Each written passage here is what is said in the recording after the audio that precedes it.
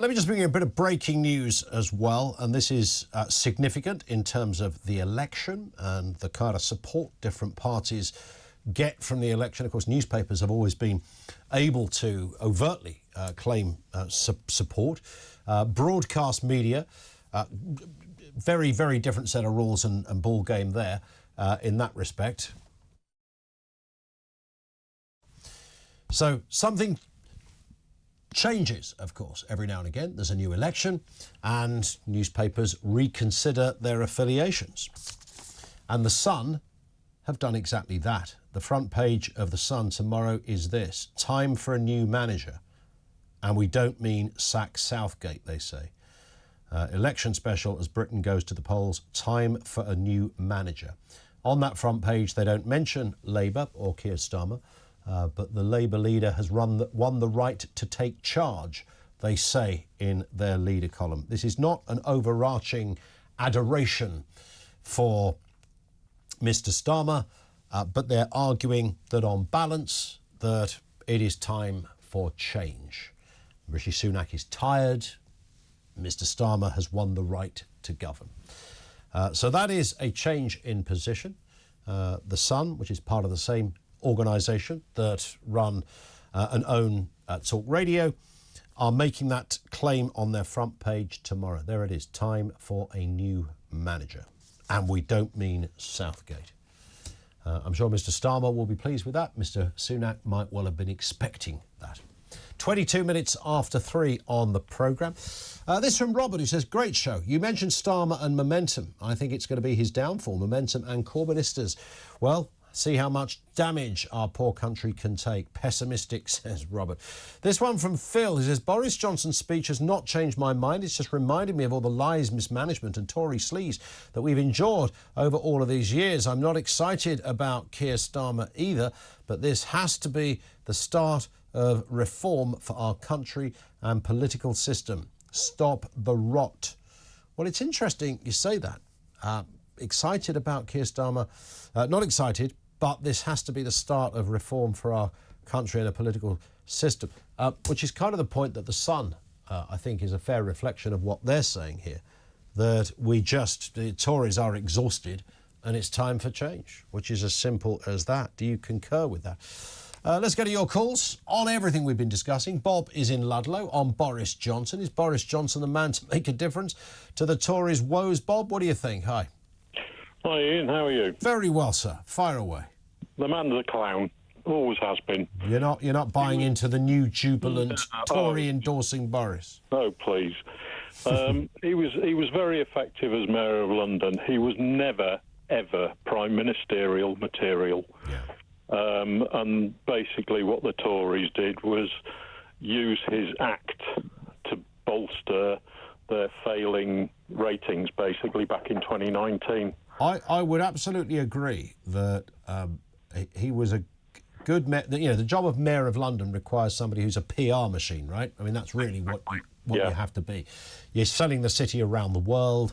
You're showing enthusiasm. Obviously, you've got to be serious when need be. And I think he did that actually rather better than his predecessor or the person that took over from him. But being a Prime Minister, that's a whole different ball game. And I think it was out of his capability, to be honest. Oh, well out of his league. Yeah. Absolutely. I mean, in all honesty, if you go back over the last, since 92 and John Major, who basically started the sale of GB to everybody else, all we've had as both Labour and Tory Prime Ministers and senior politicians is basically very bad middle managers, because at the end of the day, that's all they were interested in being, because it's all that was needed, because the EU ruled the roost. Yeah. Indeed, I think, and that sort of technocratic system that we were just talking about, whether you kind of work on a set of sort of neat, tidy databases and systems and analysis, rather than going, right, let's get to the coalface of this problem.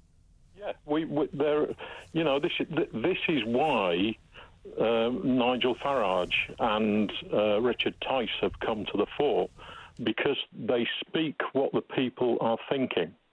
They go out on the streets and they speak to the ordinary man on the street. Mm-hmm. I'm former soldier, policeman. I'm retired now. I'm a pensioner. And the way I was born in '56, and this country bears no resemblance to the great that used to be in front of Britain, in all honesty.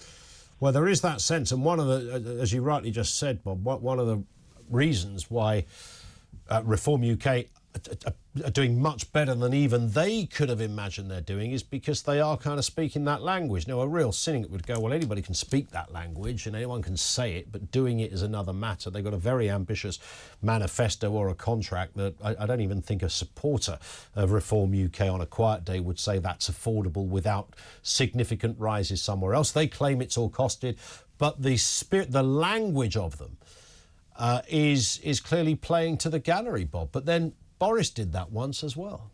Not just that, Ian. Farage has proved himself as an MEP. He created Brexit. We got Brexit. We did. What did we get? Well, what we wound up with, unfortunately, is those middle managers being left in place to ruin all the work he did. He always says that Brexit has, Farage says Brexit has failed because we haven't really got Brexit. Yeah, but I wonder what really getting Brexit. I've never genuinely haven't known what it means to us. I know what it would mean to the people of Northern Ireland because they're very much still in so many respects, from VAT to trade, etc. But what does it mean for me and you, Bob? What would we get that we're being starved of at the moment? Back when I was young, this country was self-sufficient. We didn't rely on the rest of the world and the rest of Europe to keep us propped up. We had our own energy system, our own national energy system. Yeah. We didn't import it from Russia and God knows who else at exorbitant prices and then have the cheek to charge our own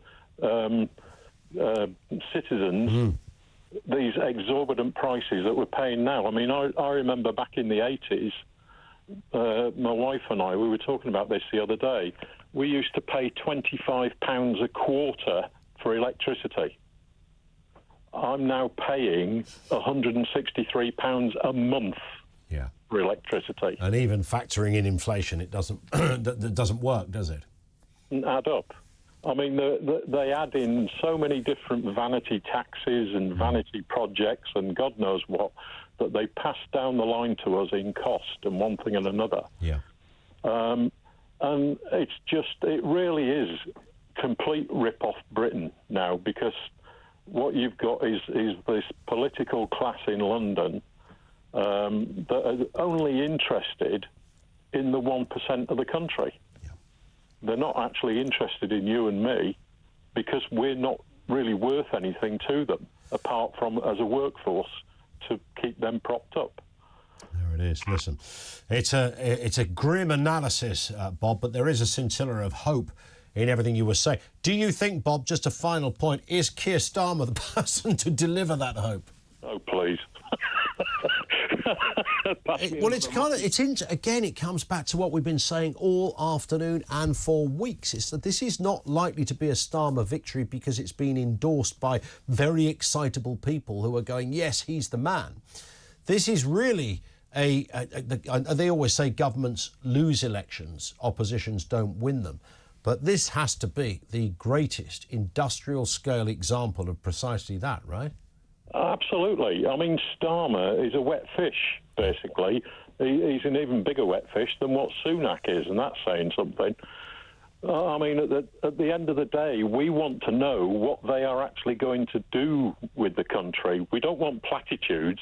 Yeah. We want precise information of how they're going to achieve their supposed projects. But at the end of the day, Starmer hasn't said a damn thing in the first place anyway. No, indeed. This is why it's so curious. The guy's looking at a 484 seats or MPs, over a 318 majority. I mean, these are massive numbers with very little input. He just had to really stay fairly quiet and just not be Rishi Sunak. And of course, that's not because people are flowing to Labour. They're just flowing away from the Conservatives, reducing their share of the vote. Some of that vote is going to Reform. The Green Party might do, you know, a little better than previously on the other end of the spectrum. And the people in the middle with nada are the Tories. Ergo, greatest share of the vote goes to Keir Starmer's Labour. I mean, it's an extraordinary way to win a seismic election. Better than, in terms of MPs, than Tony Blair in 1997, but a smaller share of the vote potentially than Jeremy Corbyn in 2019. That's a messed up system right there. Listen, Bob, it's been brilliant. Lovely to talk. Thank you. Good luck with everything. That's Bob in Ludlow. I'm going to talk to Lynn in just a second. Don't disappear. This is Talk.